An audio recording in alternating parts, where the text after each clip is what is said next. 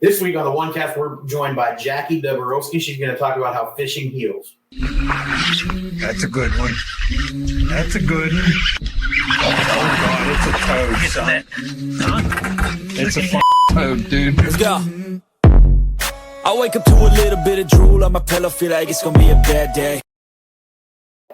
What's going on, OneCast fans? Welcome back to the OneCast. My mic sounds a little weird there. Did you turn something down? Did you turn my earplugs down, my ears down? I'm not. No, that's bad. Turn me. It's 3. Thank you. Yeah, there we go. That's better. That was a super professional introduction, but it's really weird. If you've never sat in, everybody comes in here is like, it's so weird to hear myself. But then if it gets turned down to where it's not where it's normally at, and you don't hear yourself at your normal volume, it throws you off. So we had to get that straight because Ben's was a little too loud there. Yeah. We were traveling yesterday and did it on the road episode, so we had to get things worked back out. We're super excited for the episode this week, but as always, before we jump into it, we've got to shout all those folks out to make this possible. Starting with OneCast Fishing, you can head over to OneCastFishing.com. Use the code TheOneCast to check out all one word. You save 10% off. Get those snagless jigs, long neck hooks, weedless nets. All the soft plastics are back in stock. Are you still working on some? Nighthawks. I mean, he's got glitter all over his face. He's definitely been working. The Nighthawks are in stock, and that's really what matters. No, I'm just kidding. But that is a great bait. I highly recommend grabbing some of those. Yeah, absolutely. And we're done there. Where can we head? Head on over to CarolinaWatersNC.com. Use the code TheOneCast. Get yourself some of that awesome apparel. Pete's rocking a hat. Ben's got one on right now. I got a work hat on, but you can get all that UPF gear that we keep preaching about to keep you protected from the sun. And bow season just started. You want to get yourself that Buck Stopper UPF 50 shirt. Help stay protected from the bugs, man. The Carolina Waters has been awesome this year. So do yourself a favor. Use the code TheOneCast at CarolinaWatersNC.com. And then when we're done there, where can they head, Ben?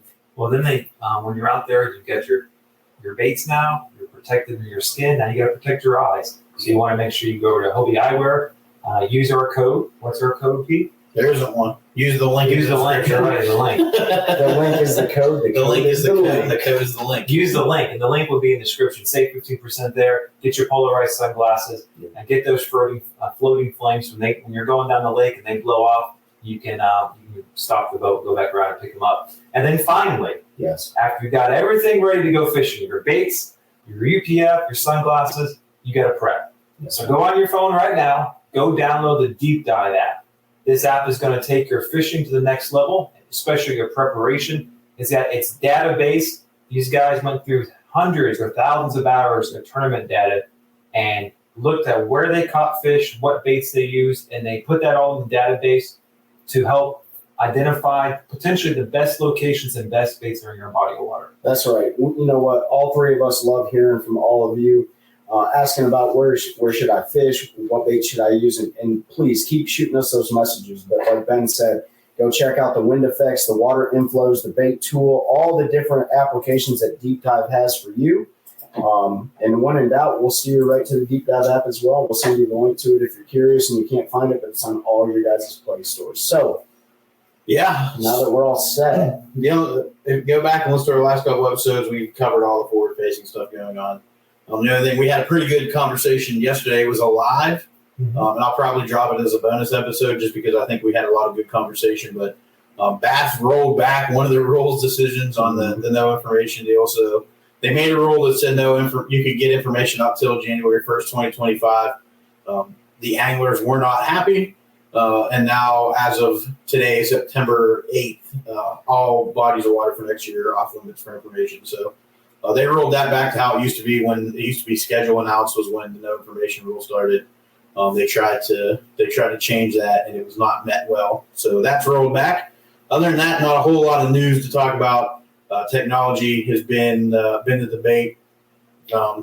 Jackie, who we have on to talk with us today, technology definitely does not impact fly fishing like it does bass fishing and some of the other walleye and all that. That's truly purist fishing, so to speak. You've got to know how to read the water. You've got to understand where those fish are going to be. So we're looking forward to getting into that with her, and also how fishing has saved her life, just like it saved all of ours and so many others that we've had on here. So we're looking forward to sharing her story with you. And then, if you go back and listen to our last couple episodes, we've covered all the forward-facing stuff going on. The other thing, we had a pretty good conversation yesterday. It was a live, and we had a really good conversation. We had a before we bring her on, Trey, anything you want to say? No, I just want to give a huge shout out to the Tap Yard in Raleigh for hosting us yesterday. And by the time everyone's listening, this will be a week from then. But still, like, that was a great venue. We had a great opportunity to be a part of the Take a Warrior Fishing Warrior Fest up there. And, you know, their motto is Fishing Heals, right? It's on the back of your guys' jerseys. So we had a great time up there connecting with old friends and meeting new ones. So that was a really cool thing.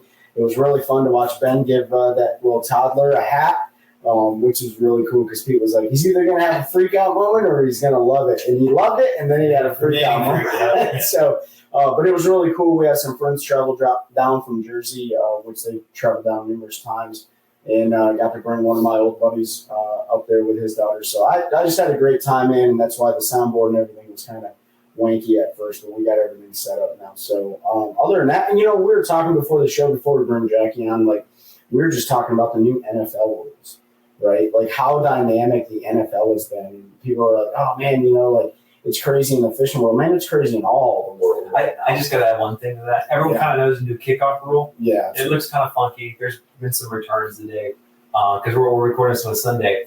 But the Broncos got 2 safeties, and to see a safety kickoff with the new rule, that was weird. Oh, do they do it the same way? It's like the punter or the kicker is like way back to the 25, and everyone else is lined up in the same position. Yeah. Pretty much. Yeah, it was kind of weird. But I do want to say, like, all this gripe, and I get it, right? Everyone has a different position as a viewer, as an angler, as a business owner and stuff, all these rules.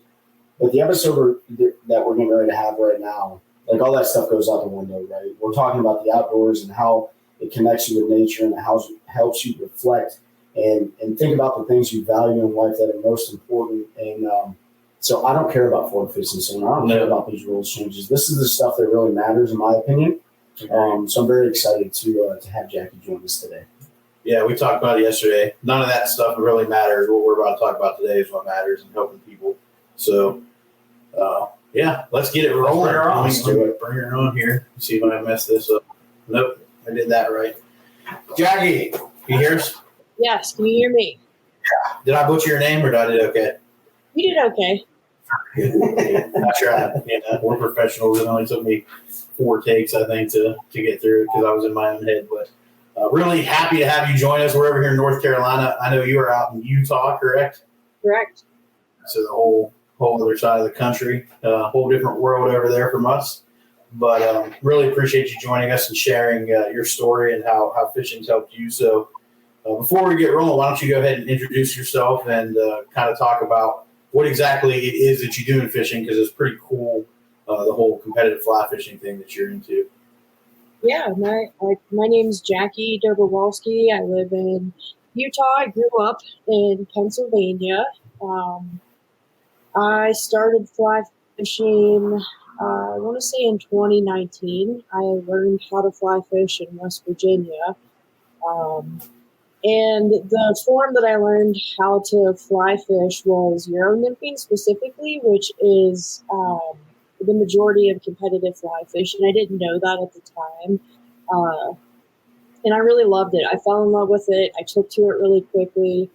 It was amazing. It definitely became an addiction. I can say that. So, you know, I read something on Facebook from another woman that is fly fishing. They were starting a women's fly fishing team to compete in the world stage. And I was like, you know what? I think I could do that. I had a little bit of competitive experience in high school and in college playing soccer. And I felt pretty confident in my ability to fish. So I figured, what the hell, I'll go for it. And I filled out an application, wasn't sure what was going to happen. It was right at the point of COVID, so it took a little while to get the ball rolling. But they had a women's clinic in Syracuse, New York. There was, I think, maybe 7 of us, total women. I instantly bonded with the other women. We had a blast up there. We got an Airbnb and all, it stayed together, which was awesome. And the rest is kind of history. I went to one other clinic that was in North Carolina, That was pretty awesome too. Just different waters, different atmosphere. And then the next thing I did was drove cross country to Colorado to try and see how I would do in the national championship. I think there was about 20 women. I ended up taking third place. And just, I knew this was it for me. Like, competitive fly fishing was awesome. It gave me a rush. It made me feel connected to everybody else, connected to the earth, and haven't looked back since. You always have so many questions. Oh, I got a question. Go for Okay, go ahead, Ben. I don't know if we want to get to this now or not, but what's involved with competitive fly fishing? Yeah. Because, we're all bass anglers. Most of our audience are bass anglers. I mean, we've had catfishermen on because I assume it's a very different game than what we're used to. So most of it is wade fishing on a river. There are bank sessions on lakes, and they also do lock style fishing in boats, which is when you're in like a little paddle boat, like a John boat, and you have a drove, which is sort of similar to how a parachute operates, and it drifts behind you. It slows your drift from the way that the water's moving. And you have to cast in the direction that you're drifting, so you can't essentially troll. So those are the typical three types of competitions you'll see.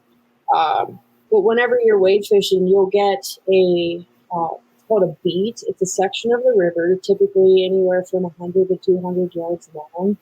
And you have a certain time limit, anywhere from an hour and a half all the way up to 3 hours, to try and catch as many fish as you can. Once you catch the fish, there's a lot of rules with which you can and cannot use, how you net the fish even. You guys were talking about rules changing. Even in the fly fishing world, the rules have changed recently. You're not allowed to aerolize the fish anymore. Like, if you catch a real small fish, sometimes it's easier just to launch it up in the air and catch it with your net. Now the fish has to stay in the water the whole entire time, which makes it more challenging because the small ones are easier to get off. We don't use barbed hooks. They're barbless hooks, so Okay. they start shaking their head and they get off in a second. Yeah. But they measure the fish too. You take it over to a controller, somebody that's watching and making sure you're following the rules. They have a tray. They measure the fish. They record how long the fish is. Same thing in a boat, same thing on a bank session. And then you release the fish and keep going as fast as you can. Try to catch as many fish as you can. And then in the event of a tie, they take into consideration the measurements of the fish. So you want more fish, but you also want some good fish. So it's finding that balance. I'm sure that's pretty cool. I like that. I have no idea about fly fishing. All I know is it looks extremely challenging, but it's something that I want to do for sure. And you said you got to come to North Carolina and travel all over the place.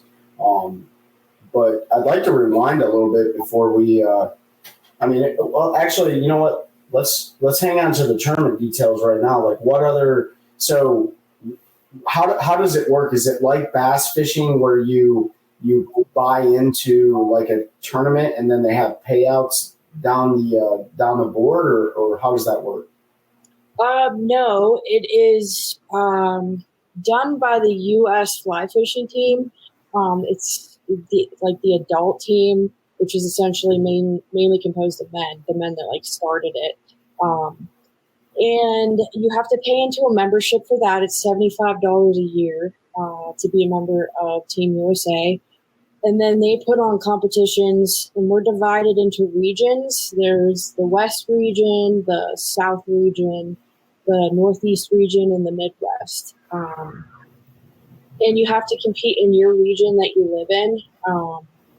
You don't typically have to pay to get into a competition unless it's held on private water, and there's sort of a fee in order to get onto the private water.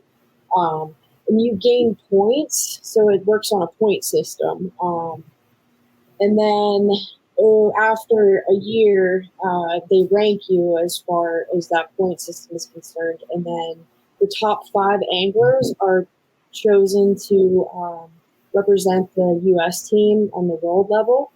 And then the top, for the women, the top 10 are on the national team. So there's a national team and then there's a world team. And the world team competes obviously at the world level in a lot of different countries. This past April, it was April.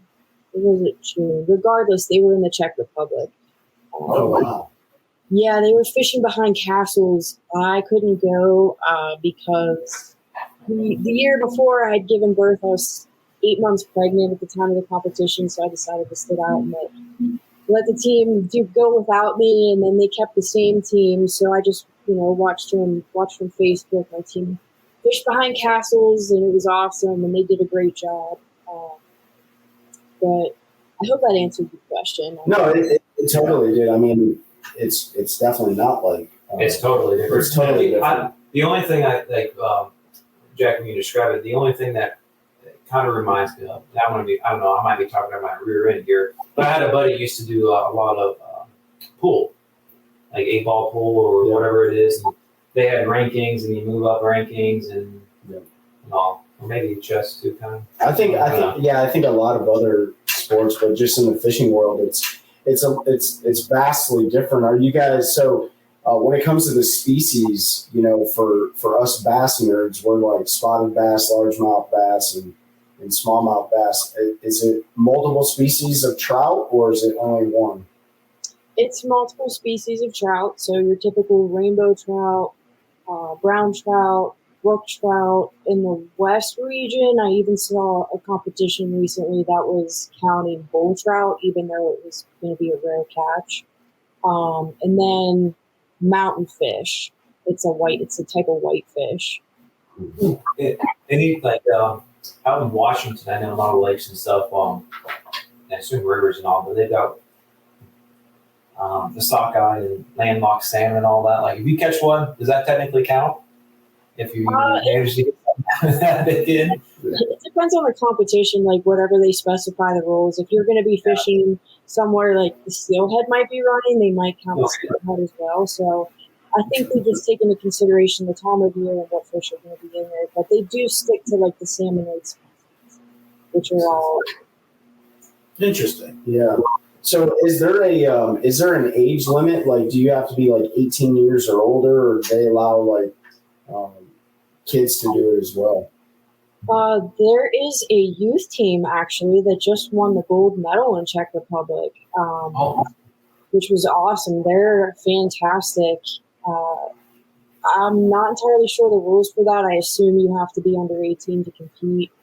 Once you're over 18, then it's the adult team or the women's team. And then after you're 55 and over, there's I always forget the name of it. I want to call it the senior team, but it's not the senior team. It'll come to me later, I'm sure. It's probably like, I'm sure they picked something that then make them feel as old. You know what's interesting? So I'm on the Cortland line out of Cortland, New York, pro staff, and I love their braided fishing line. But they are huge in the fly fishing world. Do you use any of their product at all, or are you sponsored by different companies, or is that a thing even? So individually, I'm not sponsored by anybody. Some of the other women are. As a team, Fully Mill sponsors us. They have some tippet, and I do like their tippet, but I started on Cortland tippet, and I still live by Cortland tippet. I get a discount from them, so I loaded up, I want to say a year and a half ago on tippet, and I'm still using it to this day. It's just fantastic. And it is. A lot of my lake lines are Cortland lines too.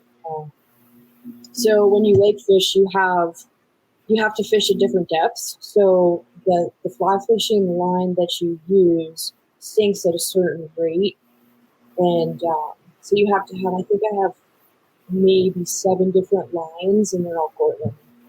They helped me out a lot with that. I had a good deal. Do you tie your own flies? I do. I do. I learned around the same time I started fly fishing. It wasn't pretty. They weren't pretty flies by any means. Definitely a lot better now. But it's more cost efficient to tie your own flies. For sure. Man, what a whole different world world it is, but I heard it's probably one of the most relaxing styles. It's like a whole different world, but it's not. She's talking about like having 7 different lines for fishing a lake. And like, are you carrying 7 rods, or is it like spools and you're just changing spools on the reel, or? I just have 1 rod, so I change different spools, but a lot of the other people that have been fishing longer than me have multiple rods, and they're all rigged up, ready to go with a rod holder on the bank that they can easily change out for time purposes. I'll get there one day. It's a very expensive sport. Yeah. We understand that. Whether or not it's like a little green fish or a beautiful rainbow trout, it doesn't matter. It still costs you thousands of dollars. Because I'm sure each rod is specifically designed to throw a certain type of weighted fly or a certain type of fly. And it's the same. It sounds like it's the same game. well, first of all, congratulations on making the USA Team USA at the national level, right? But let's you want to dive into the journey? Yeah. So you talked about originally being from Pennsylvania. You and Pete know each other from back in the day. Can you kind of talk about how you grew up and your journey into outdoors? Yeah. So I grew up with a single mother. My dad passed away when I was 2 in a car accident. So she raised my brother and I, and she put herself through school to find a career to make a better life for us. And honestly, I have to attribute some of my love for the outdoors with some of the guys in the neighborhood that I grew up with, because all growing up, all we did was go outside and play in the woods. Like I said, my mom was busy a lot of the time, so that's where I found myself. Grew up on, I'd say like a mile from the Ohio River. And we would ride our bikes down to the river and just, grab a can of worms and see what we could do. I think probably when I became a teenager, sort of like a double-edged sword. The guys in my neighborhood introduced me to like my love of the outdoors, but we all sort of came from dysfunctional homes and higher-end problems and learned to self-medicate with drugs and alcohol. And as I look back, I can think that as a teenager, that's when the journey began for me. Down the hole of drugs and alcohol, but at the same time, like I always stayed connected to the outdoors with fishing and hunting.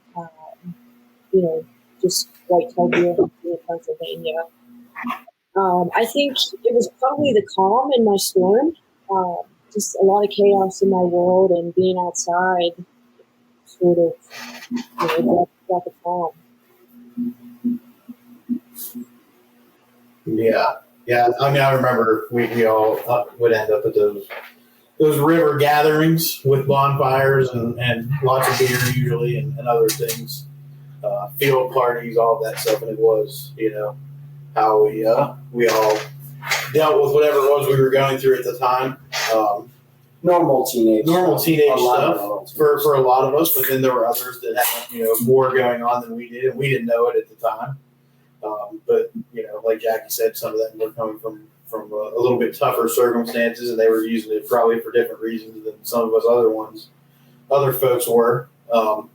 Looking back, it's we were all doing the same thing, but for different reasons. And I remember those nights at the river and at some people's houses and stuff, and all that. And then progressing from there, did that kind of self-medication continue as you got older?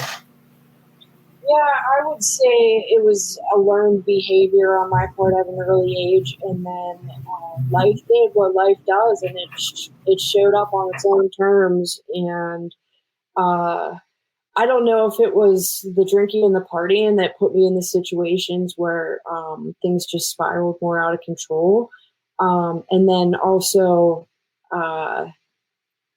being taken advantage of at the hands of other people too. When I was 19, I was raped by my cousin while I was babysitting for his kids. And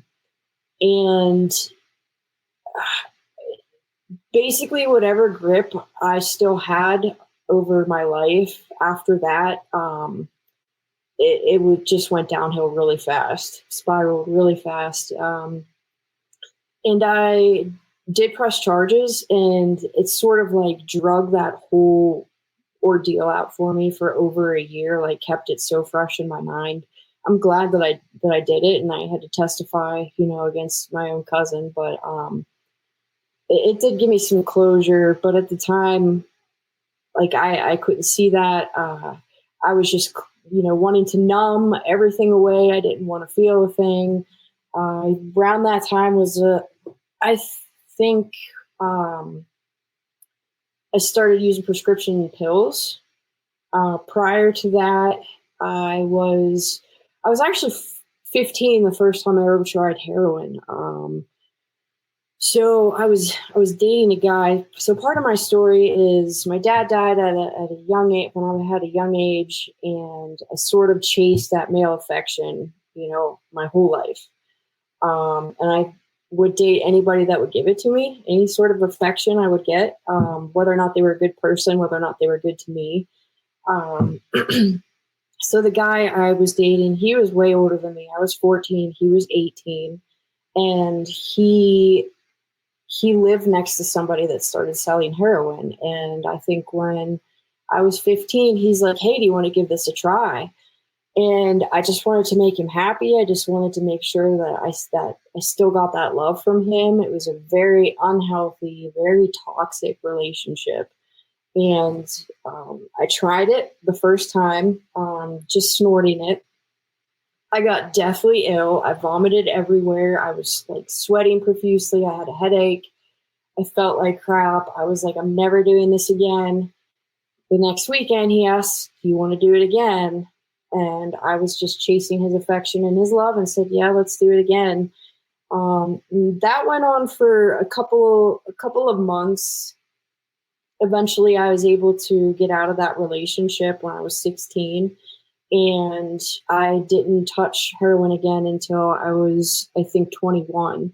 But in between that time frame was a lot of self-medicating with prescription drugs, alcohol, weed, anything I could get my hands on. And I think I even used sex too at that time, like just to numb whatever feelings I could. And when I reached 21, that was after the sexual assault happened. That's when I found heroin again, and it just numbed everything I didn't want to feel. I had some childhood friends that were involved with it as well, so it was easy access.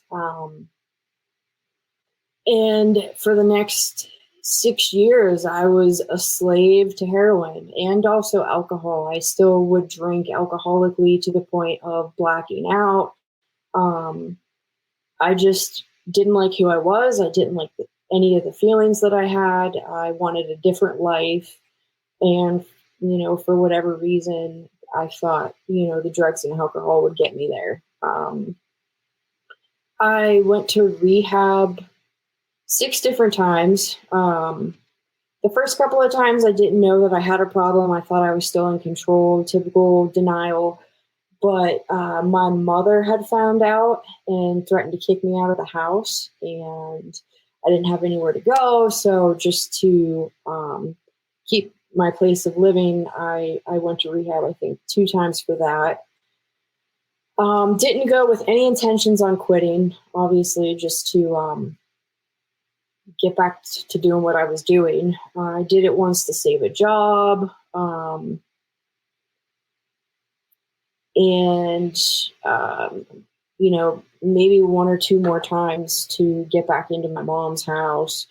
And then the very last time, I was at the point where I was completely depressed. I was losing my apartment. I was going to be homeless. I didn't have a job. I got fired. So I didn't really have any money to sustain my habit. And I contemplated killing myself. And I had tried this once before. I think I was about 21 where I tried to kill myself, and one of the Crescent Township police officers intercepted me, took me to the psych ward. I was able to sign myself in. I didn't have to be committed, mainly because of the outdoors. I wanted to still be able to own a gun, and I knew that if you get 302, you wouldn't be allowed to own any sort of weapon. So the outdoors sort of gave me that. I still wanted to die, but I don't think I wanted to die, but at the same time, I didn't want to die. I don't know if that makes sense. I didn't want to keep living the way that I was. So fast forward to, this last time I was 2013, I was almost home. I was on the verge of becoming homeless. I decided that I wasn't going to try to kill myself. I was going to try and give sobriety and AA and whatever rehab. I was going to actually listen and give it my all. So I went to Gateway, which is in Ellicott, Pennsylvania. I've been there a couple of times before. And then once the drugs left my system, I was still pretty cloudy, but those feelings, they talk about how you numb and suppress your feelings for so long that if you can imagine what it's like pushing down a spring, you just keep pushing it down and holding it down. That minute that you move your hand, that spring is going to bounce back up like crazy. That's sort of what happened to my emotions whenever I was in rehab that last time.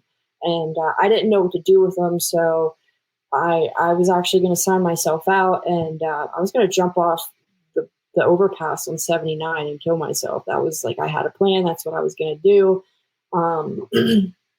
And they're really into giving back what was freely given to you, and NA and AA, the 12-step fellowships. So there was a guy who had some clean time, and he came into the rehab and was sharing his story. And for whatever reason, his story just, it gripped me up. And it's like, listen, if he can do it, you can do it too. So I decided to stay one more night in rehab. And then the next night, I just wanted to stay one more night in rehab until I got far enough to where I actually was like, okay, I think I can do this. So they suggested that I go to a halfway house. And always in the back of my mind, I never thought that I was as bad as everybody else. That's sort of, what happens. You just don't think you're as bad as everybody else.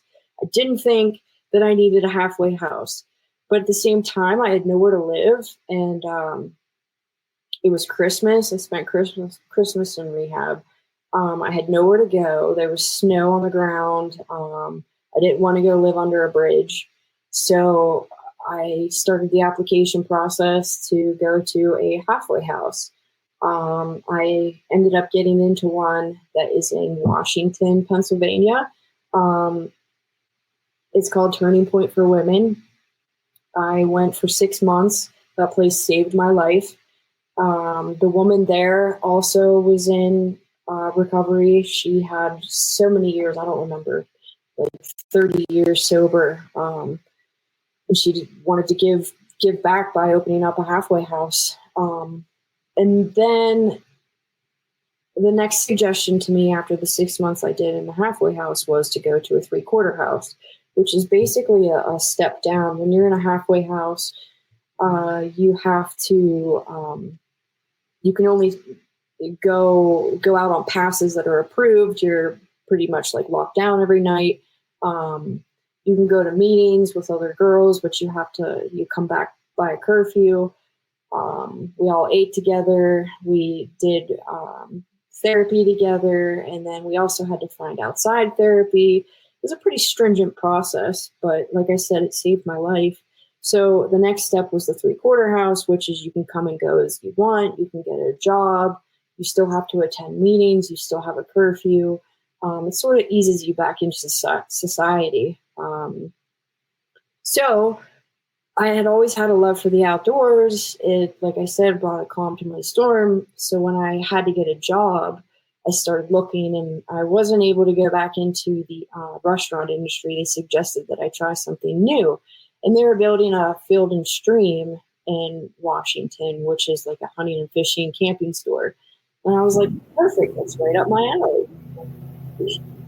So I applied, I got the job, and I spent the next year working there, which, just kept me connected to my love of the outdoors. I started doing some fishing locally in Washington, anything I could to get out. And then it came down to being my turn to give back what was freely given to me. So I started taking some of the other women with me to go fishing and see if it was for them, if they loved it, if it gave them the same peace that it gave me. Some of them took to it, some of them didn't. But they say it's for them, but it helps me, immensely in the process by helping other people by doing what I love, teaching them how to fish, getting outside, being close to the water, just being connected to nature, feeling the wind, everything that, you don't have control over, but you don't have control over it for a good reason. It's Mother Nature. I ended up developing my higher power around that. They suggest that you get something that's stronger than you. A lot of people are connected to God, to Christianity, anything that they, that works for them. There's a lot of different things out there. It was one thing that I struggled with in my sobriety was what my higher power was going to be. And I definitely believe that there's a God out there. I grew up in a Lutheran church, and it taught me a lot of things that I still hold, value with. And then there's the outdoors, and there's Mother Nature, which is just so powerful. Sometimes it's, it's scary. There's a lot of scary stuff that happens out there, but I think it's all for a bigger purpose. The universe is way bigger than, anybody ever imagined. And, just letting the universe have control and the Mother Nature have control, and then trusting in God. And those are sort of the things that have got me to this point in my life. Let's revisit. First and foremost, thank you for sharing all of that. And there's obviously a lot more details, but I want to go back to when you were 14, and you tried your first hard hit of a hard drug.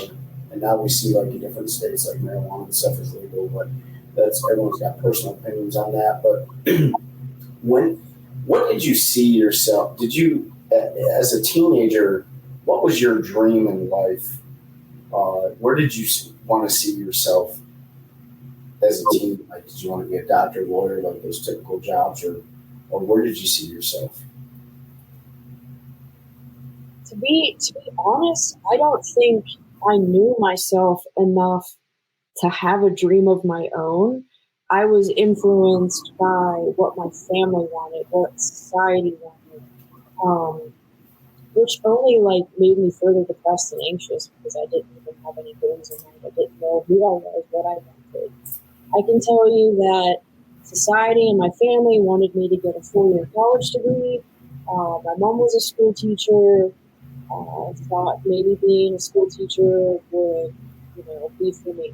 So, that's what I wanted, because that's what everybody else wanted for me. Yeah, well, you're kind of a teacher now. I think on a different level, but probably more important. I think that teaching is important. I just want to take a moment to point to something societally that you talk about, and that's probably the best I've ever heard it put. But we pressure our children and other people's children and people that we don't know into making a decision on what they want to do with their lives when they're a teenager. And I think you hit the nail on the head, Jackie. I never heard it put that way. I never thought about it, but it's exactly true. We don't know ourselves well enough at a young age to truly. I mean, let me go back a little bit. There are some folks that do. There's some people that figure out this is what I want to do. They do it. They're happy doing it for their whole life. But generally speaking, most of us have. I'm almost 40 years old, and I don't even know if I know myself well enough to know that I'm doing what I actually want to be doing. I enjoy what I do, but is it truly what my purpose is? I don't know. So I just want to call attention to that, because I think that's probably the best I've ever heard it put. We don't know ourselves and we listen to those around us and what they tell us is best for us without it actually being best.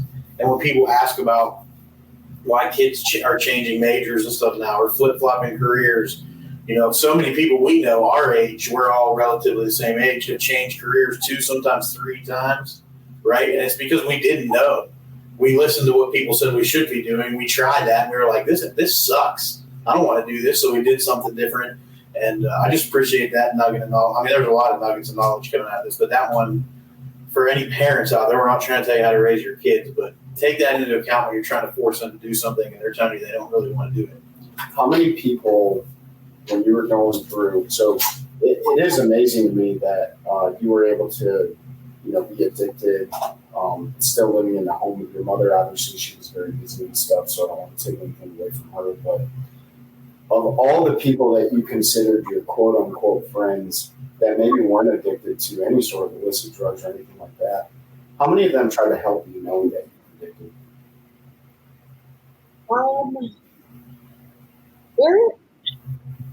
There was actually a few. My best friend in high school, her name was Vivian. She really tried to help me the most, and she tried a few times. Obviously, I didn't want the help, and we had already buried one of our friends to a heroin overdose, and it got to the point where she said, in order to protect herself, she couldn't be friends with me anymore because she didn't want to watch another friend get buried. So she stepped away, and our relationship sort of ended there. And maybe a couple of other people. I didn't have like a huge friend circle towards the end. It was just the people that I would use with that obviously didn't have my best interest at heart. Sure. That's the example I can think of. And did you have a lot of people, like looking back now, did you have a lot of people that turned their back on you after they found out you needed help? I did. My family all tried to help me too, like my uncles, my brother, cousins. But at the same time, it wasn't until I had absolutely nobody. My brother wouldn't let me step foot on his property. I came to get some possessions, and I had to stand in the street at the end of the driveway. I was not allowed on his property. My uncle told me that I wasn't allowed to call my 80-year-old grandmother until I had 3 months clean because I was going to kill her. That all the stress I was putting her through, we were going to kill her. And I think, like, realizing I had nobody because I was just hurting everybody else around me was sort of something that helped me wake up and realize what I was doing.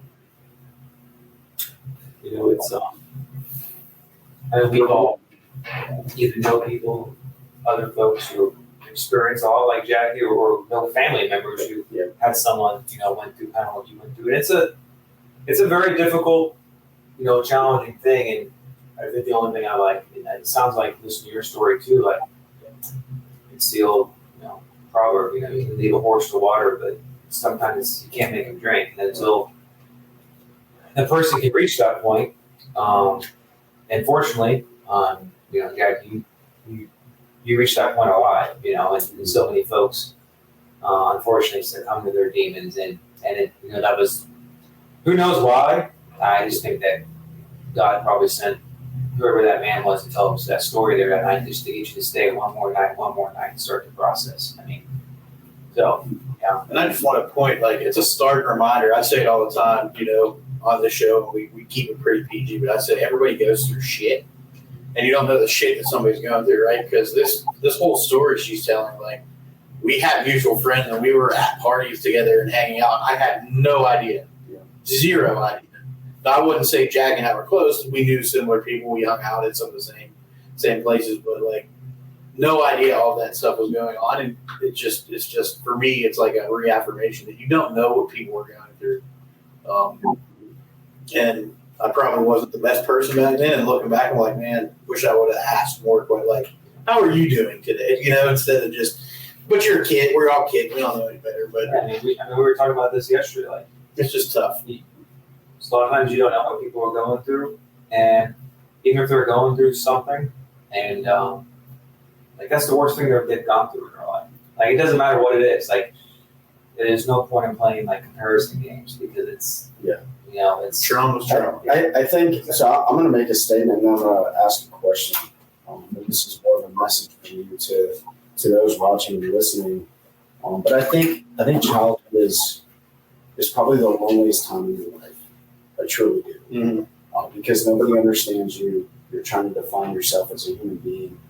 Just because you go to school and have friends and stuff like that, each one of those kids are going to do the exact same thing in a different way. But it's really, really lonely, especially being a young female growing up trying to figure out who she's going to be in life. That's a very lonely time. I think we forget that. I think as parents, I have teenage children, and they're trying to define who they are right now. And I feel like I'm not giving them enough attention or giving them too much attention, but you just got to find a healthy balance with it. But I think being a kid is probably the loneliest time in your life. I truly do. I mean, that's just my personal opinion. That being said, you're in a position where you're at right now because something put you here, right? Having this conversation right here could absolutely save somebody from jumping off an overpass or whatever the case may be, or taking the next hit. But if you were standing next to yourself as a 14, 18-year-old girl right now, and you wanted to give help to that person that was struggling, what do you wish would have been, if you were to have it any other way, somebody that's seeing this go on in someone's lives right now, what would you tell them to do? Oh, that's a tough question.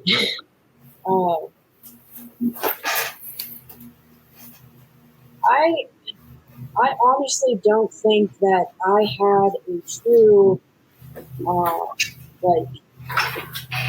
deep, intimate, emotional relationship with anybody at that age to where I felt comfortable enough to share my own feelings and to help me process what I was going through, and to help teach me healthy coping mechanisms for the stuff that I was feeling, and to tell me that it was okay to feel the way that I was feeling instead of to turn around and try and run from it because I felt like it was wrong. I think that probably would be the best help, or like even somebody to realize from the sidelines that there was something else going on within me, and to be like, hey, you might need somebody to talk to or to share with, and if I'm not it, maybe find you somebody that is it. So I'm sitting here as a parent, you're a parent, right? We either have children or we have friends with children or whatever. We get so consumed. Your mom was super busy. We all get busy and stuff like that. But as a mother, what would your message be to those mothers out there and fathers that their life is so busy, or they're single mothers or whatever? How do they find what would you say a best way to have a healthy balance between paying the hell attention to your kids and then give them the autonomy to define themselves as a young adult? That's a tough one too. That's why, I mean, there's no book on this shit, right? Like, we are writing every single chapter every day we live. And I think that's why so many young adult parents or teenage kids and parents, they're looking for answers that sometimes just don't exist. And the only way they really exist is through experiences like Jackie has, or I have, and you guys have, right? So it's not the right answer, but it may be a better answer than what they already have. So let me just say that my mom didn't come from a good home either. So her parenting, she taught herself. She came from 12 siblings. 8 of them were taken into foster care and adopted out because the home was not a good home. And so everything she learned, she taught herself, and she was doing the best she could with what she had. And she made a better life for us. And she didn't have a lot of emotional support. She didn't have any emotional support growing up. That. She gave me what she could, and I take that and everything else that I've learned along the way to try and help my son as he grows. And my mom wasn't there emotionally because she wasn't taught. She didn't have the capability for it. I'm an emotional person, and that's what I needed growing up. And we didn't know that until my life turned out the way that it did. I wasn't able to express it either. So I'm sort of trying to break generational curses by continuing to move forward and learn from past experiences. My son that I didn't. I hope that he does the same if he has a family of his own.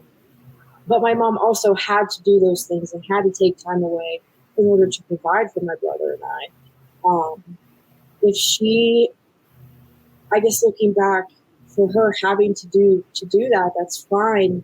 But maybe find somebody else that can provide that emotional support system if she can't. Realize that she needs help and ask for it. That's something I struggle with too. I don't have to ask for help, but I'm learning.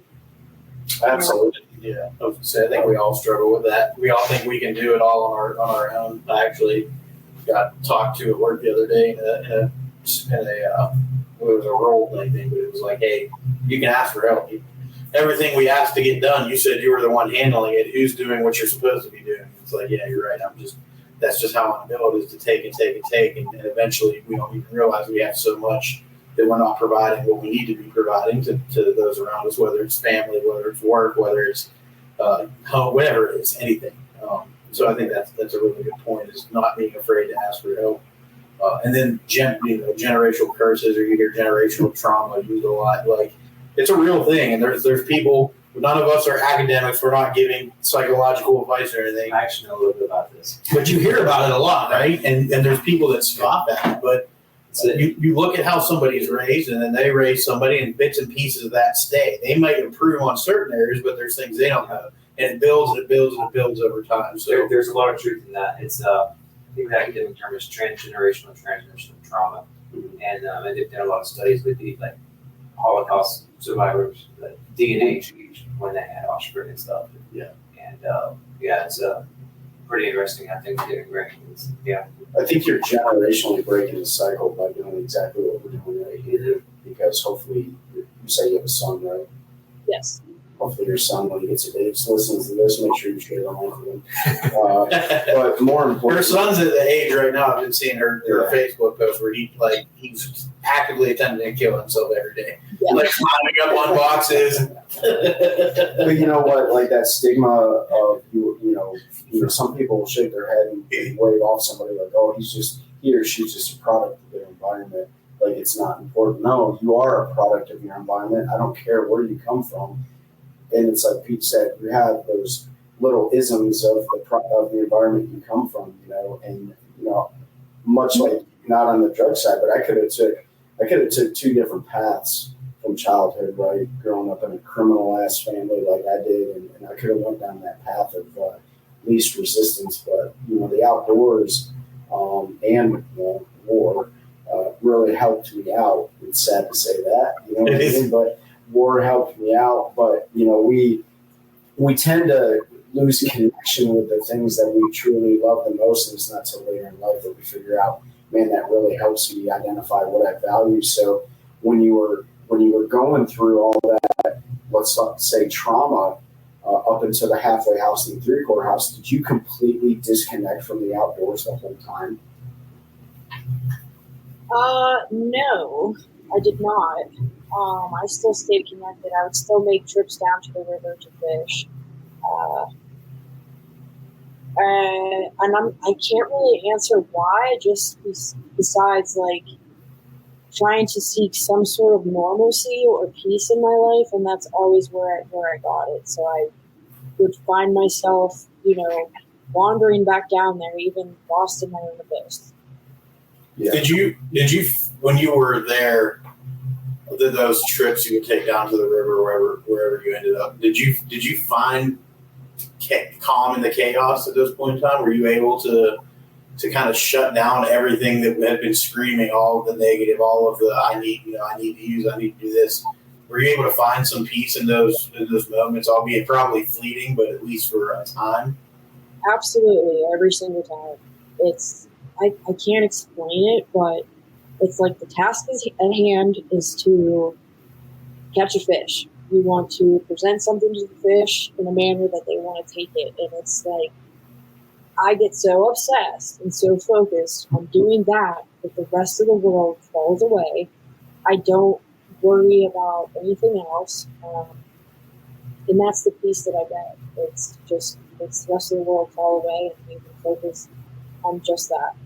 You talk about the purpose there to catch a fish, you're motivated, and then the dedication to the purpose, motivation, dedication, focusing like it's not a big task to go catch a fish. I mean, we make a big deal out of it, how complicated it is to go catch a fish. She obviously has thousands of hours of equipment.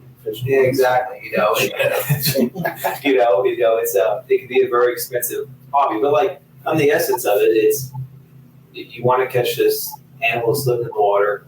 Yes. Humans have done it for millions of years, I'm sure, well, hundreds of thousands of years, but regardless of, and you just got to focus right on that. So you just, So you were at the halfway house. It was when you transitioned to 3/4. Was it when you transitioned to 3/4 house? You were able to get a job, or was it still in the halfway? Is that when you started? No, it was when I was in the 3/4 house. I actually had an old soccer injury that I had to get surgery for. So I was on crutches for like 6 weeks at the tail end of my halfway house. Typically, you're able to, but of my circumstances, I wasn't able to. But I can tell you that my mom came to visit me. She took me out on pass at the halfway house.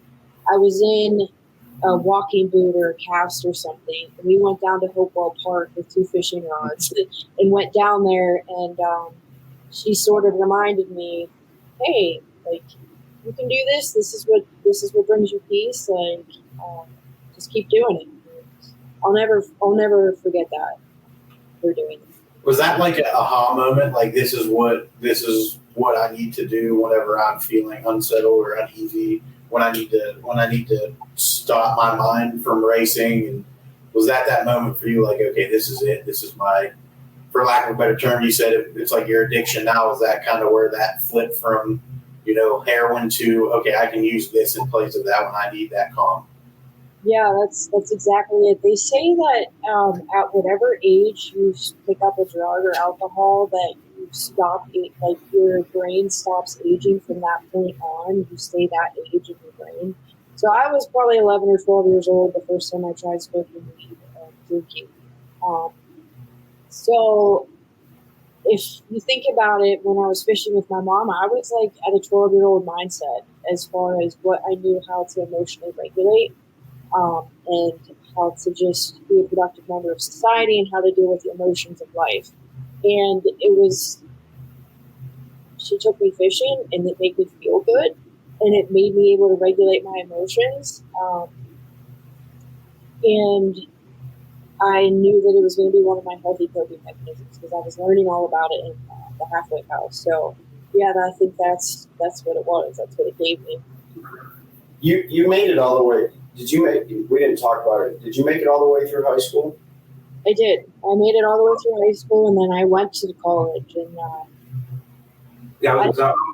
I didn't make it far in college. I did 1 semester in Clarion University, and I got so depressed on drugs that I dropped out. Yeah, I was going to ask because you talked about your soccer injury and playing in high school. I think college. So I'm going to assume, the outdoors fly fishing has helped, but I guess sports was not it didn't work for you, I guess is what I'm saying. I mean, because everything works different for other people. Some people will get into sports and go play ball or something. So what was it maybe about soccer that didn't work for you? Looking back, I had a really good high school team. And we went to the state championship, and I was probably like a mid-level player. I wasn't on the varsity starting list. Like I would get subbed in occasionally. And it just sort of reiterated the feeling of not feeling good enough and not being good enough and not having somebody there that could teach me how to be better or to show me how to be better because we only had 2 coaches with 30-some girls, and there wasn't enough time to go around for everybody. And I think maybe that's why sports didn't do it for me. I still love to play soccer. I enjoy it, but it just doesn't give me the same peace. I still compare myself to others, I suppose. Yeah, well, it sounds like you talked about it earlier. You know, the attention and affection wasn't there, even in the realm of soccer, right? And we see that a lot with kids these days in schools. You know, there's one teacher to 30-something kids in a classroom, and you know, every single kid's learning style is different. All of our learning styles are different, and so. You know, my message to parents out there, and I need to do a better job too, is like pay attention, right? Like I gave my kids personality learning tests that we do in the Army to identify the way that they learn the best and soak up information, and that led to my son being homeschooled, and my daughter going to a school, right? Just because they learn differently. I think it's about the best I can do right now until I retire, but. So yeah, you didn't have that affection, and then you went off to college, and then it was kind of like, yeah, college isn't for me type deal. What did you choose to go for, just out of curiosity? I wanted to be a high school English teacher. That's what I went for. Okay. Yeah, knowing that's a struggle in itself as a profession, but you definitely are a teacher now, so. Do you guys know anything? Okay. So let's fast forward. So you got to the 3-quarter house. You're working at Field and Stream. At what point were you like, I'm leaving this place? Field and Stream? Yeah, I mean, just Pennsylvania in general. Just what in general? Pennsylvania. Oh, okay. So, So I was working at Field and Stream, and I just wasn't, I felt like I could do more. Like I wanted to do more with my life. So then I got a job working at Citizens Bank, and I became a banker, a bank teller. I worked there for about a year and a half, and same feeling. I was like, I feel like I can do more. I feel like there's more out there for me. And I sort of had so low self-esteem growing up that I never thought I could do anything more. But now that I was sober, and now that I had a life and was enjoying things, I knew that I could do more. So I applied to nursing school, and I completed nursing school. I actually graduated valedictorian of my class, which is crazy to me because that 14-year-old girl that didn't know what she wanted to be when she grew up or know anything about herself. I didn't think I was smart. I didn't have that capacity, but I sold myself short. So I become a nurse, and I love it. I like helping people. It gives me purpose. I'm there emotionally helping people as well too. Whenever somebody's in the hospital or they're going through a physical ailment, a lot of times their emotions are wrapped up into it too. And I can't tell you how many times I've had an elderly gentleman in there that I share my fishing stories with, and break out the phone and share my fish pictures, and just the smile that I see on their face, it gives me so much. It's an awesome feeling. It's usually the older gentlemen, they love it. And let's see, so then COVID comes around, and they're offering to pay travel nurses like $5,000 to go to New York City. And I was at a point in my life where I was able to go and help more and go do more things and travel. And I think I always wanted to travel. I knew that I didn't think Pennsylvania was going to be it for me. I knew there was more out there. Same thing like with my career. I knew I could do more. So I go to New York City, and I'm working in New York City for a bit, and then I go back to Brooklyn, and then I go to Austin, Texas, and these are all on travel assignments. Then I realized that there's more than just Pennsylvania out there, and there's more things that I can do out there. Like I went fishing when I was in Manhattan. Like I was on the subway with probably a 9-foot long pole, like sitting next to me, going to Coney Island to try and catch some stripers. Not catch them. You know that. but I tried. Everyone's holding their Starbucks lattes, and you got a 9-foot rod in the subway. I love it. Yes, it was something to be seen. I'll tell you that. And They're like, who's this? Yeah, who is this? Who's this redneck? You know, there's a couple anglers in New York City. Like a few years ago, someone bought some baits from Manhattan. Oh, really? So I don't know where they're fishing at. Maybe the sewer system. Yeah, maybe call hiking away. yeah, and I always took fishing with me wherever I went. I would try to catch. When I was in Austin, Texas, it was warm water species. And then, let's see, I wanted to do more. Everything, it comes back to addiction, like never being satisfied or always wanting more. But like at the same time, I knew that I could do more. So the type of nursing that I was doing was like telemetry, medical search, nursing. And I wanted to learn how to be an ICU nurse. When I was in New York City, they were putting people on what's called ECMO. It's extracorporeal membrane oxygenation. And basically COVID was shutting everybody's lungs down. And it's a machine that essentially sucks your blood out, puts blood into it, and then puts it back into your body. And it's a very specialized care in nursing. So I got a job at Allegheny General Hospital and learned how to do that.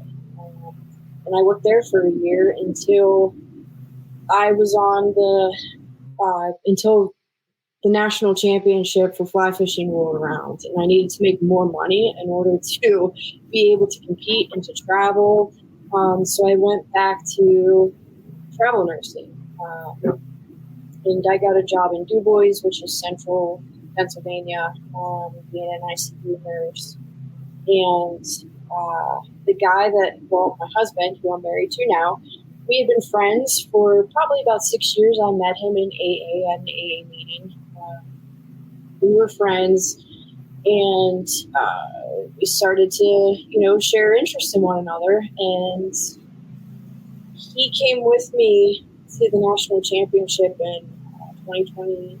It was April. We drove from Pennsylvania to Basalt, Colorado. I competed. I got third place. And then from Basalt, Colorado, he had a job interview in Roosevelt, Utah. He's a truck driver. He worked in the oil and gas field in Pennsylvania with a hazardous stamp hauling condensate. So out here, crude oil is really big. It's like thick candle wax. And they pay pretty big money. And he hauls it over a mountain pass. He hauls like a double trailer. It's called a super tanker. So it's like 2 trailers. So needless to say, the interview he went off really well. We continued our journey, went back to Pennsylvania, and they offered him the chance to come out to Utah, and they gave him housing, and he could still keep his job. And he came out here, and I actually went and competed in the women's first ever World Fly Fishing Championship in Norway while he was out here doing this. And my plan was to come out here and travel nurse once I got back and still keep my place and just to see how things went. And that's what we did. I came out to Salt Lake City. I got a couple travel jobs out here. Would drive to Roosevelt, where we live now, to just see if I liked it. Fell in love with the place. The fly fishing's great. It's really remote. It's like almost like living back in time. Yeah. I don't know how else to explain it. It's just we're so cut off from the world that it's like a small farm town. Family values are strong, and everyone's sort of like connected outdoor in nature. So I found I feel like I fit in. Culture is everything. I mean, the only other place that I can go that's really in the Stone Age is southern Afghanistan, but we don't want to go there. The fly fishing sucks. Right. But Did you try? I did fish there, but I don't know what those fish are called. And I don't know. Let me ask you this: so you've had an amazing journey, and you're going to continue to have one. But it's interesting to me. So you joined the medical field, and everybody knows that going through any sort of medical training isn't without its challenges, and you're also exposed to drugs all the time. So during that journey, anytime did you reach some road bumps that you're like, oh man, this is too hard? Did it take you back to a dark place at all, or were you able to? Obviously, you're able to circumvent, but some of the challenges. What were some of the biggest challenges you faced? Oh, that's a good question, because the medical field has a view on addiction that it's not held in a good light, obviously, but it's frowned upon.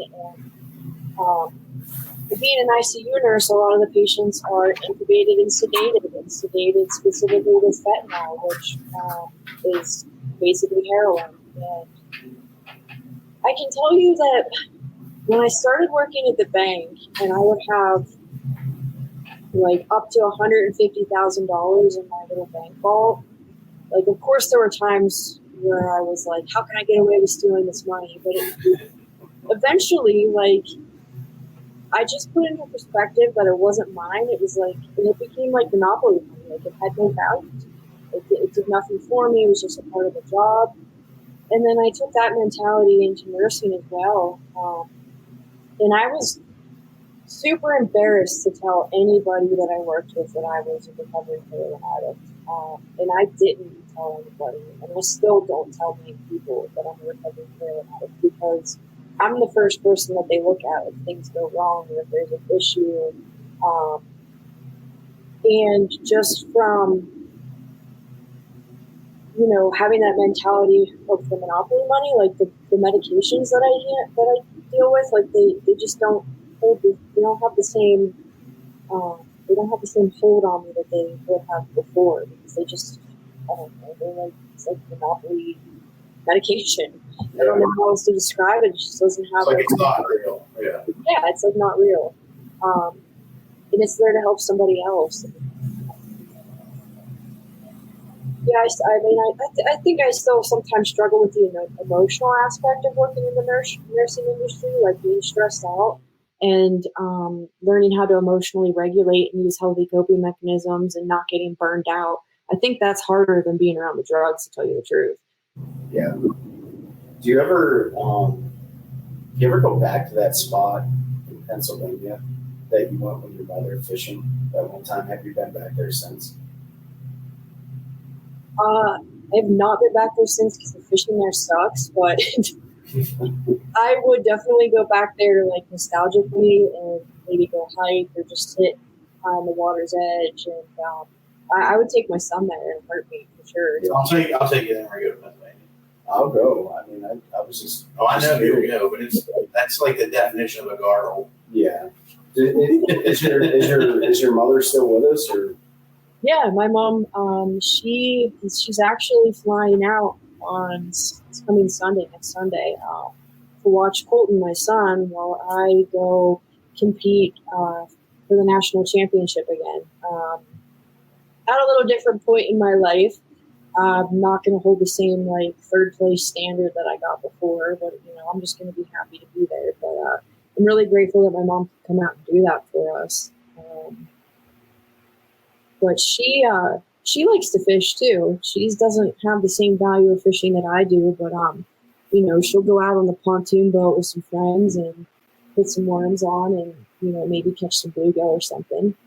I mean, you ask anybody that you talk to, I don't care what friends they are, when they think of fishing, they think of, drinking a beer on the shoreline with a bobber in the water. That's what most people think, right? Not the competitive fly fishing, competitive bass fishing, stuff like that, which is okay. That's cool fishing too, if you want to do that. But you're looking for a challenge, and, that adrenaline of any competition is a stimulant, right?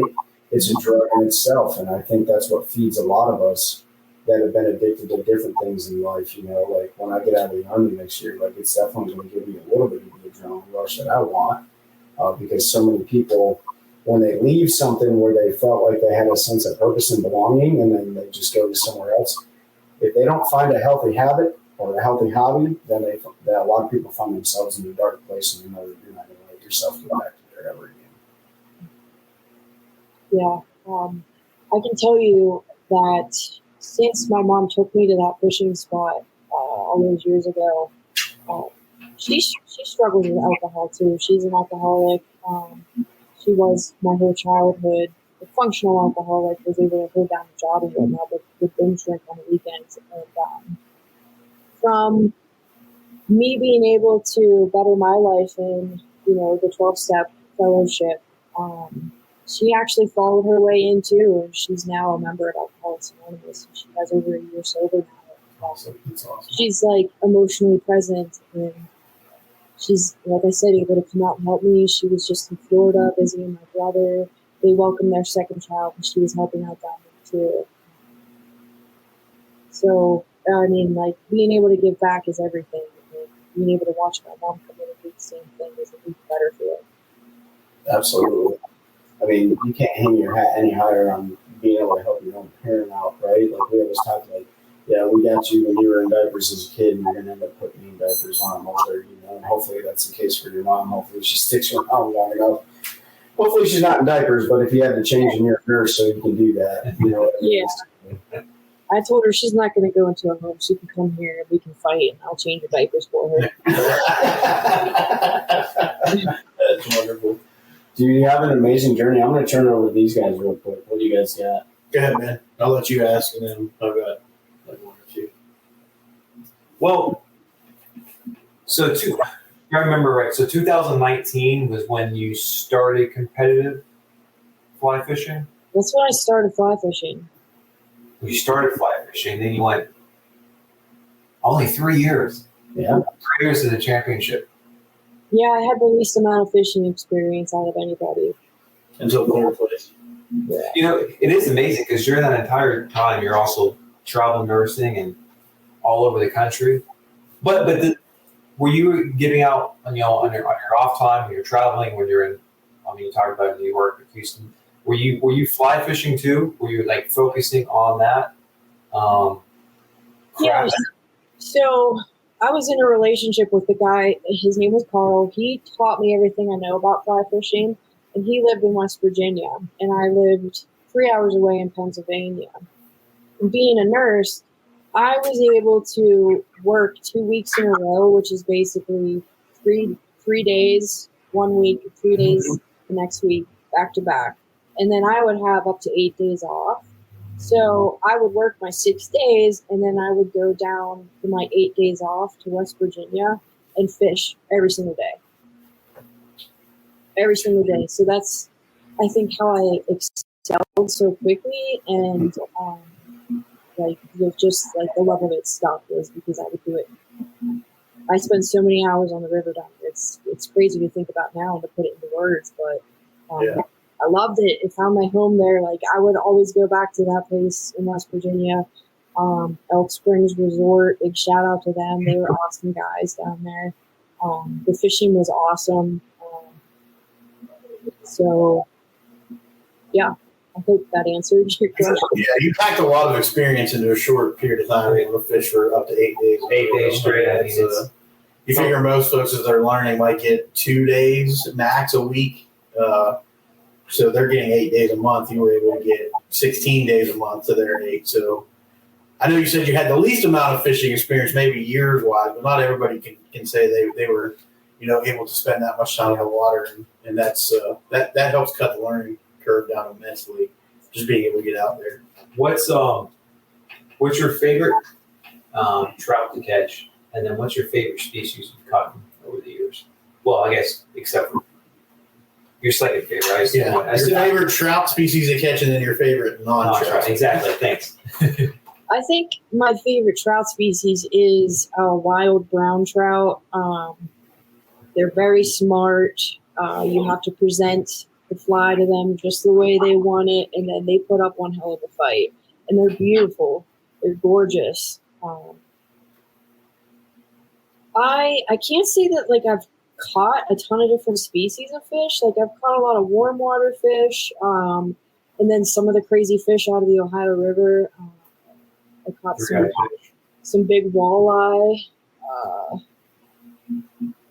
I did just catch my first wiper, which is a sterile hybrid of a white bass and a striped bass. And I was fishing out of my kayak. And this thing, he was probably like 21, 22 inches long. He was pulling my kayak. He had my 7-weight rod bent over in the water and was dragging my kayak. And needless to say, I will definitely be chasing that rush and that. We need to get you down here to North Carolina at some point, just to go out on some of the rivers that we have here. Could you imagine rolling up with a fly rod when those big schools of stripers are blowing up in the river? Oh my goodness! No. Go down with the fly rod and redfish. Or redfish, yeah. Redfish. So, have you went head to head with a bear yet? No, I have not. Luckily, from what I hear, if you're actually in the water, minding your own business, they'll leave you alone. I've seen a lot of bear scat along the way. I have bear spray. I carry a 10 millimeter. So. Oh yeah. So this is just a straight up fishing drama question. We're all overly dramatic in the bass fishing world, apparently.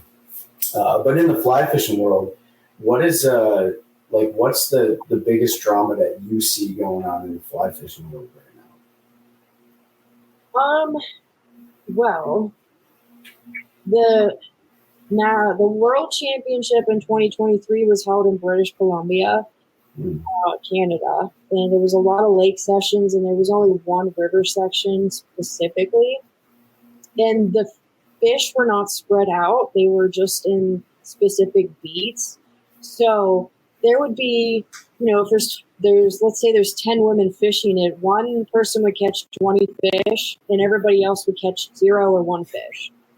And people were up in arms about it. And it being on the world championship level, like you can't really change much, But are you assigned those locations or do you get to choose? So I was going to ask that when you were talking about the rules. You're like, you're giving your 100, 200 yard stretch of river. And I'm like, well, what happens to the fish there? Yeah. So they have what's called a draw, and it's just randomly assigned. So it's luck of the draw, literally, which is, not fair a lot of times, especially on a world level. So our coach for Team USA, spoke up and got a couple of other countries involved and was like, hey, this isn't fair. We need to switch this up. So they changed some things around on the world level. To make it more fair. The U.S. ended up taking a bronze medal in British Columbia. And then in 2024 in June, like I said, they were in Czech Republic. The water is different there, and a lot of people were using dry droppers, which is like something that floats on top and then sinks on the bottom. So you're fishing essentially top of the water and bottom water. And people were kind of using the top water fly as a bobber and using foam. So Fibs Moosh amended the rules to not allow foam when you're fishing more than 2 flies. So they changed the rules based on that. So the drama is the same. It's just different technology. There you have it. It causes the drama. In fly fishing, it's foam topper flies, and in bass fishing, it's forward-facing sonar. But at the end of the day, somebody's going to be upset, right? I just want to challenge everyone to listen to Jackie's story before they get up in arms about floating flies and forward-facing sonar. Because to you don't get caught up in the drama, do you? You don't really care either way, or are you pretty active in voicing your opinion? No, I stay out of pretty much everything. I'm not even really involved with the team getting sponsorship or anything like that. I just enjoy the fishing, and like I said, I have the least amount of experience, so I just keep my head down and do what I love to do. There you go. That's exactly what we do here. We don't get too caught up in all the drama in the fishing world. We just try to share the positivity and how the healing aspects and just everything good, because there's when you and I'm sure you're in a lot of the Facebook groups. I'm in a lot of the fly fishing Facebook groups too, because my family's Wyoming. I go out and fly fish, so I try to keep up with stuff. And there's drama in there about people keeping and eating trout and doing this and doing that. It's like, man, if an angler wants to go out and catch a couple of trout and fry them up at that night, and there's a limit that legally allows them to do that, let them do it. Yeah. And then you'll get people in there like, oh, that's why we don't have fish. It's like, come on, man. Just let people do what they want to do and be decent to each other. And given what your background is, I'm sure that you're just like, yeah, I don't have time for this. There's way more important things in the world than who's getting what beat and using foam topper flies and all that kind of stuff. So. From a non-competitive aspect, though, I will tell you that a lot of people frown upon nymphing, which is fishing on the bottom with weighted flies. There's the purest dry fly guys, I like to call them, that I caught. My husband and I nicknamed them the crusty dry fly guys. They just like are not open to any change or anything more. So I like to go out there and just catch as many fish as I can right in front of them. Yeah. While they're fishing on the top and I'm pulling them all off the bottom. Yeah. Okay. Well, then we do have some things in common. Yeah. I don't like to nymph. That's like finesse fly fishing. When I go out, we float the river like in a big drift boat, and I like to throw streamers at the bank and strip big streamers. And I kind of might have made fun of a few of those folks who are out there nymphing, but yeah, you make fun of them, but then they're like just reeling fish in there all the time, and you're like, yeah, we floated 37 miles away and caught 4 fish. They're like, yeah, we caught 300 in one hole. It's like, yeah, well, good for you. It's always a competition. Yeah. Even the guys up in Wisconsin and Michigan that are, fishing for steelies versus kings and stuff like that. You got guys that don't like the steelhead fishermen, and guys that don't like the king fishermen. But at the end of the day, we're all fishing. Yeah, we're all fishing. We're all connecting with the outdoors, which is awesome, and it needs to be done. A lot of people disconnect from it as when they're young, or they get too busy with life, or whatever the case may be. And it's also not for everyone too. You know what I'm saying? So, and that's fine. But I appreciate you sharing your story. We appreciate you sharing your story. The final thing that I have for you, and I'll turn it over for these guys, is the only thing that we have inevitable in life is death, right? So for you in your journey, and it seems like you're just aggressively like, I just want to do more and more and more. Is the medical field the last thing you're going to be doing, or do you see yourself doing something different than that in life? I'm actually struggling with that question right now, just because I'm a stay-at-home mom, and this has been the hardest transition of my life. I have struggled actually mentally and emotionally being a stay-at-home mom, because it felt like my life abruptly stopped. Like I was just pursuing so much. But it's sort of, I just had to change my perspective. I still do struggle, but luckily I have the people and the help, and I know what to do, and I can recognize when I'm struggling and when I need help, and I'm not afraid to ask for it. And so I want to give my son everything that I can, and I want to be there for him, and I don't, I want to stop, like we said, the generational trauma, and being a stay-at-home mom and being present is an amazing feeling, and I don't want to lose myself in the process. I've always wanted to go to school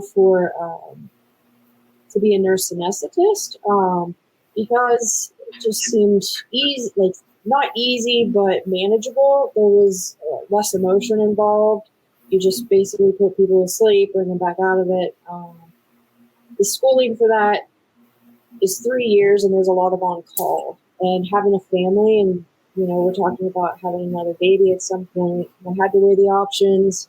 Do I want to be present in my life for my son, or do I want to continue chasing my dreams and, maybe do the same thing and not be there like my mom was, chasing her career goals to my son. And I'm so afraid of doing that I decided to maybe go back to school to be a nurse practitioner, which doesn't have the same time commitment as it does nurse anesthetist. And even now, after having that goal in mind and doing some research on some schools out here, I don't think I'm going to go back to school at any time soon. I'm going to wait until he's older. I can't tell you how old, because every time I think about it, I'm like, what age is best to not be as present in his life? And the answer is, it doesn't feel like any time for me. Mm-hmm. So I haven't decided right now. I'm not happy being a bedside nurse, because I feel like I can do more, obviously, and it's emotionally taxing, physically taxing. It's a very challenging job. So I'm sort of in limbo here. That's okay. I mean, I don't think I don't know what I want to do next year. All I know is I have one benchmark to meet, and that's retire, and then I'll figure it out after that. But the beauty of it is you have, hopefully, everybody has time to sit down and digest that thought process, because you don't want to rush into anything. I can tell you that. I mean, I think a lot of times these young kids, when they're growing up, they rush into a college education, they try to figure out what they want to be, and then 20 years later, like, man, I'm really wishing I would have done all that. The last thing I got. So I promise, the last thing I got. We're going to go for an hour and a half. So for me, the older I get, the smaller my circle is of friends and everything.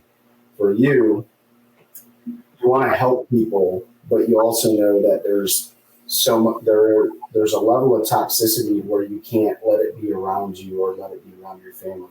How do you, if somebody needs help but they're so overly toxic, how do you get them help without introducing them into your life to where it affects your family?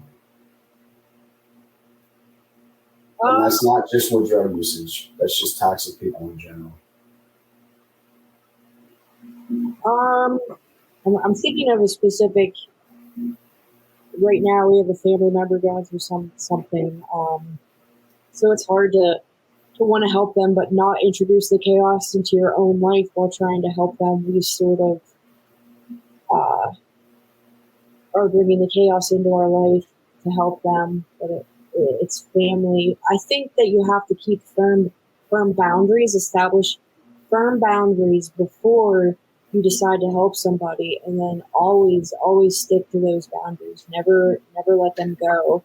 And realize that you're only one person. You can only do so much. And I can tell you from experience that it wasn't just one person that helped me get where I am. It was so many people that have touched my life along the way. And,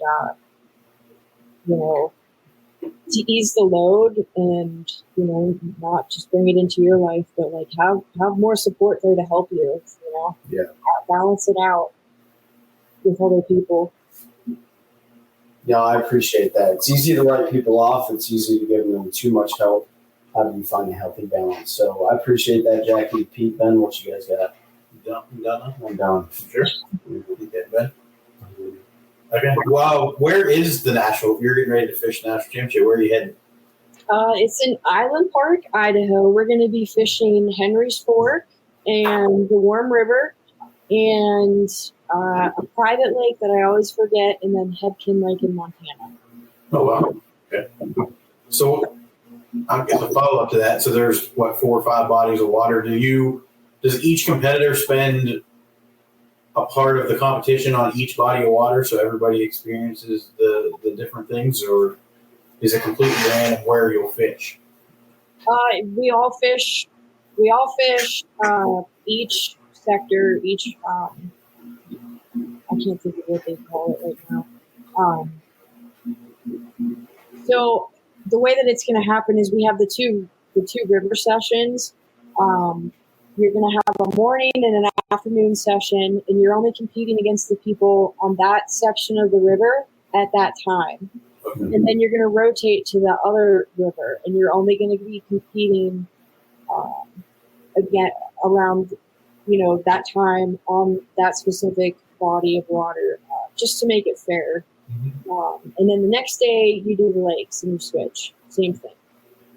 Okay. So it's 2 days of competition, or? Yeah, it's only going to be 2 days of competition. Do they give you like practice days or anything? Like you get to go a couple days ahead of time, or? Yeah, I'm going, I think, 3 days ahead of time. And so in addition to it being individually, they also break it down into teams because you do compete on a team level in the World Championship. So I have a team with 3 other women on it. We're all staying in the same place. We're going to go and practice together, determine what works, go to the different, rivers and then possibly a lake. And then we share information between each other on what works, what methods, just so that we all individually do better and do better as a team. Awesome. Yeah, that's awesome. Looking forward to seeing how that goes. Hopefully you have another strong finish. I'm sure you're just excited to get back into competition because it sounds like it's been a little bit with raising the little one and everything. So it's always nice to ease back in and go to a national championship because there's no pressure involved there, I'm sure. No. Trey and I are actually fishing our first ever national championship for the bass fishing organization that we fish with this spring. So we're starting to think about that. And, even though it's not a giant deal, there's still, you feel that pressure. It's kind of a big deal. It's kind of, yeah, I mean, I'm trying to downplay it. 179 of the other best teams, right? So I don't psych myself out. But it's kind of hard. I have a question for you guys. Yeah. So with this competition going up, how do you manage the anxiety that you have with this competition? I don't think anxiety is really setting yet for me. Yeah. I don't fish for a living, so for me, there's really nothing on the line but just wanting to go out and do the best I absolutely can. And I don't know if Pete feels the same. I think the biggest anxiety for me is not the fishing aspect of it as much as this, like, making sure all the logistics are squared away, right? Like, making sure the tires are good, the batteries are good, all the, we got a place to stay, food, all that stuff, like that kind of stuff. To me, preparation is everything. And then once I get out on the water, like, just like you talked about, it all kind of goes away and I'm going to catch what bites. And if it doesn't, then I either made a bad decision or the fish weren't cooperating. I don't know. But that's a great question. It is, yeah. So at least for me, I think Trey and I balance each other's anxiety or when we start feeling that pressure, like we've never both, we say we'll come unglued or have a breakdown. We'll and so have I, but it's been one of us or the other one at one point in time, and we can balance each other since it's a team. It's fully team for us, so we're able to bounce it off each other. But like he said, for me, it's, we don't only have to just go out and fish and have like fishing rods, reels, and baits and all that squared away. We've got a boat with an outboard motor, a trolling motor. I've got 5 batteries in my boat. Trey's got 4 batteries in his boat, or 3 batteries in his boat. I have 4 in mine. That's right. I got rid of one. So like making sure all that stuff's squared away because not that you're dependent on it, but it's all part of how you do and you get into a routine. And when something breaks down in that routine, I'm sure you have a routine, putting your waders on, whatever it is, you follow those steps, and that's kind of what gets you in the zone. When something in that routine fails, it can throw you for a loop for the entire day, and it makes it super hard to recover from. I'll tell you where I get the most anxiety on the fishing side of the house is when I can't find more than one pattern that works. Mm-hmm. So for me, we might be going in the spring, and that's traditionally when they're, spawning. And I am not a one-trick pony. So I will get anxiety if I can't find another way to catch them besides off the spawning beds, right? I know Pete's a little bit better at that than I am, but I'm like always searching for something different. And sometimes that's good, and then sometimes that can hurt because I may be overlooking some of the most obvious things. So I will get some anxiety with that, though, for sure. He also gets anxiety when I flip 4-pounders into the boat and not let him at them, but... Yeah. It's a different world, but you definitely should, if you're ever looking for an opportunity to come down and just shake it up a little bit, and I know that I want to come do some fly fishing, you should totally come down and do some bass fishing with us. Probably not as exciting. It's definitely not as relaxing. I will say that. I don't think bass fishing, especially when you have a competitive mindset, that I took a couple years off from even fishing bass tournaments because I started getting overly toxic about my competitiveness. And so I was like, I need to stop, right? Because I need to harness the good things that are coming from being on the water, watching the sunrise, watching nature wake up, experiencing things that just most people are still sleeping when it happens. You know what I'm saying? And so I felt myself getting like overly competitive. And I knew that I needed to take a step away from it. And then that really helped out this year. I think we fished very free and just really wasn't overly concerned about anything, and it worked out. So I'm going to be pretty Matthew McConaughey about it. Just I am, you know what I mean? Well, thanks for sharing that. I think I'm gonna use that in my competition.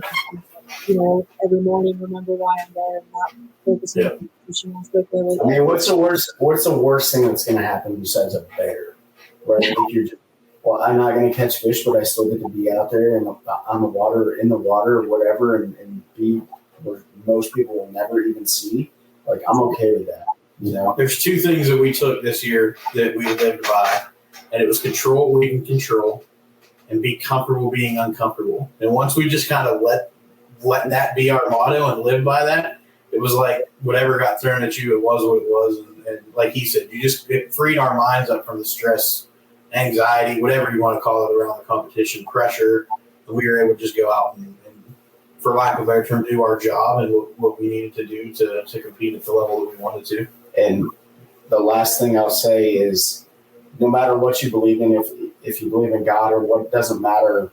Like, there's not going to be more that's put on your plate than you can handle, right? And you're a perfect example of that. Your life has been an example of that. I think a lot of ours have, and I think people sometimes just miss that a little bit, and they're like, man, like, I was faced with a lot of struggles, but I overcame all those, and so I'm super great. And I think we can't truly be happy unless we're grateful. And so just being grateful for everything we have, like, that really breeds pure happiness. So 100% agree with that. Yep. If it's meant to be, it will be. That's right. So, we always give an opportunity for folks to come on to shout out any sponsors, supporters, anything. If there's organizations that helped you, on your healing journey that you want to give credit to or shout out, that folks are going to listen to this and might be dealing with similar issues or need some help.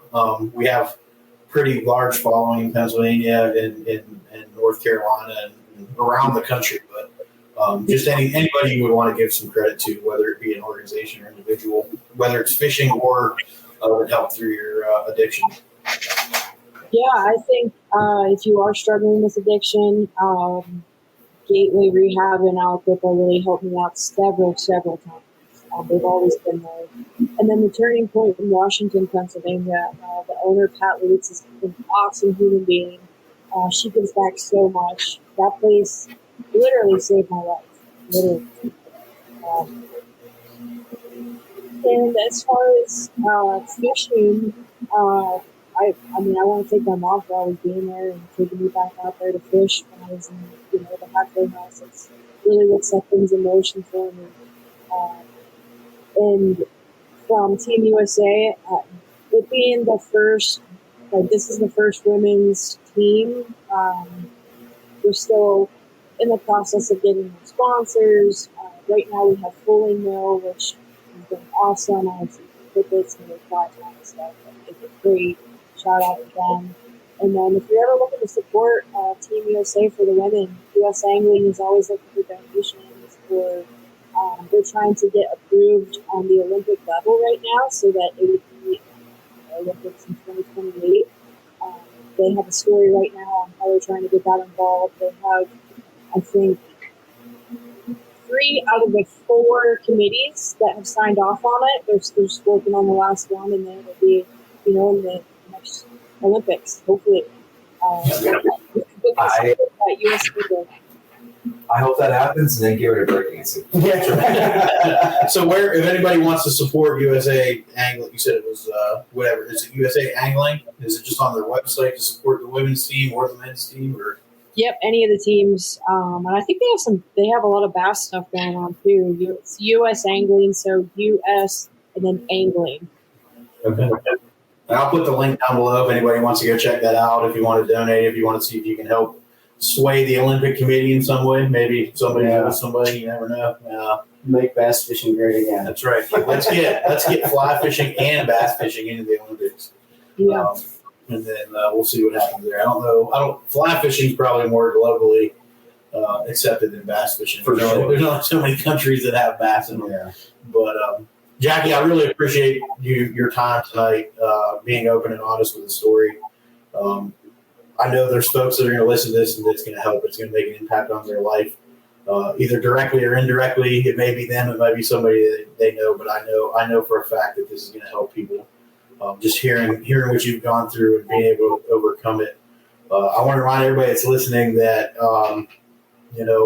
there's always somebody there for you. There's always help. We're always there for you. We've given names of organizations. We give them phone numbers, including our own. Reach out no matter what it is you're going through, whether it's PTSD, trauma-related stuff, if it's addiction, whatever it is, reach out to somebody because your life matters to us. It matters to the world. We need you here. You can see the stuff that Jackie's doing positively. She's impacting people's lives. She's going to be there for her son now and all that, and she gets to share her story with folks, and then hopefully, they'll take credence with that, and it'll help better their lives. I know there's some definite takeaways from this. Is going to help me be a better person, and hopefully help more folks because that's ultimately what it's about. If you guys don't have anything else, No, thank you so much, Jackie. It was an honor hearing your journey, and we look forward to continuing this friendship with you. Yeah, thank you guys so much for having me and asking me. I'm really grateful that you did. And then remember when we were talking, I couldn't remember the name of the senior team for. Yeah. They're the Masters. The Masters. Okay, that's much nicer than senior, I guess. Yeah, And if you want to share any of my information to anybody that's struggling and wants to talk on a personal level, I would be more than happy to talk with anybody about their struggles. We appreciate that. I'll definitely plug your public. So I think your Instagram, one of them was public. I'll make sure I plug that so that folks can follow along and reach out to you that way. I don't like to put people's emails or anything out there, but if anybody does reach out, I know that I can share that. I will, Yes. but I don't want to just put it out there because bots, ISIS will be telling you all the time. So, but really appreciate you. Just hang out for a minute. I'm going to wrap the show up, and then we'll say some off-camera goodbyes, and then we'll go from there. So, everybody, I appreciate your time. Like I said, all of those links and stuff are below. We put the suicide hotline number and everything down in there. Mike John's number with that FX3 Inc. Org specifically, or veterans struggling. As always, you can reach out to any of the three of us if you need somebody to talk to because your life matters. We love y'all. We appreciate your support. And thank you all for helping to continue to cultivate a culture of anglers, helping anglers one cast at a time. That's a good one. That's a good one. Oh, God, it's a toad, son. It's a toad, dude. Let's go. I wake up to a little bit of drool on my pillow, feel like it's gonna be a bad day.